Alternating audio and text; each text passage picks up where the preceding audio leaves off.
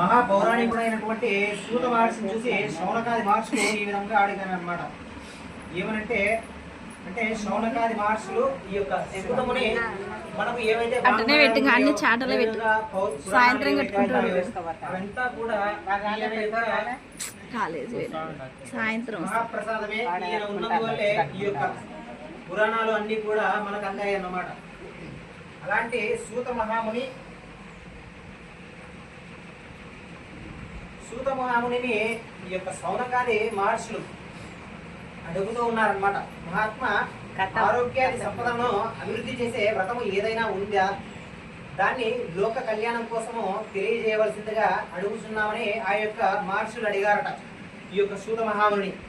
అందరికీ ఆ యొక్క సూత మహాముని, మునులారా, పూర్వము పరమేశ్వరుడి అర్ధాంగి అయినటువంటి పార్వతీదేవి పతి అయినటువంటి శివుడి శరీరంలో అర్ధభాగాన్ని పొందడానికి ఏ విధంగా వ్రతం చేసినదో ఆ యొక్క విధానాన్ని చెబుతాను, సావధానంగా వినండి అంటూ ఈ యొక్క సూత మహాముని చెబుతూ ఉన్నారన్నమాట. అంటే ఇప్పుడు కేదారేశ్వర స్వామి యొక్క వ్రతాన్ని చేసుకుంటున్నామంటే అర్ధనారీశ్వరుడి యొక్క తత్వాన్ని తెలుసుకుంటూ ఉన్నామనే భావం అన్నమాట. ఈ యొక్క అర్ధనారీశ్వర తత్వం అంటే శివుడి యొక్క అర్ధభాగాన్ని ఎలా పొందింది పార్వతీదేవి అనే విషయాన్ని గురించి స్వామి వారు చెబుతూ ఉన్నారు, మనం వింటూ ఉన్నాం. ఈ యొక్క శివుడి శరీరంలో అర్ధభాగం పొందడానికి చేసిన వ్రతమును కేదారేశ్వర వ్రతము, ఆ వ్రతం గురించి చెబుతాను, సావధానంగా వినండి అంటూ ఈ విధంగా ప్రారంభించారు ఈ యొక్క సూత మహాముని.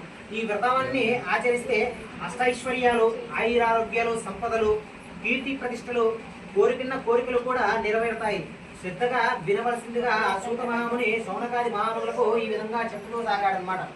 పార్వతీదేవి పరమేశ్వరుడితో కైలాసంలో నిండు సభలో కూర్చొని ఉందంట. అప్పుడు బ్రహ్మాది దేవతలు, ఇంద్రుడు, అష్టదిక్పాలకులు, నారదుడు, తుంబరుడు, గాయకులు మొదలగునటువంటి శివ గణాలందరూ కూడా శివుడిని సేవిస్తూ ఉన్నారట. దేవుని గణాలను, శివుణ్ణి స్తుతిస్తూ ఋషులు, మునులు, అగ్ని, వాయుదేవుడు, వరుణుడు, సూర్యచంద్రాదులు, తారులు, వీరభద్రస్వామి, నందీశ్వరుడు సభలో కూర్చొని ఉన్నారంట. అదేవిధంగా నారదుడు, కుంభరుడు శివలీలను గానం చేస్తూ ఉన్నారట. రసాల నారిగేర చందన రక్షితంతో ఈ యొక్క పుష్పాలతో చాలా మంది కూడా ఆ యొక్క శివపార్వతులను ఇద్దరిని కూడా పూజిస్తూ ఉన్నారన్నమాట. మణిమయ కాంతులతో వెలుగొందే నదీ పర్వత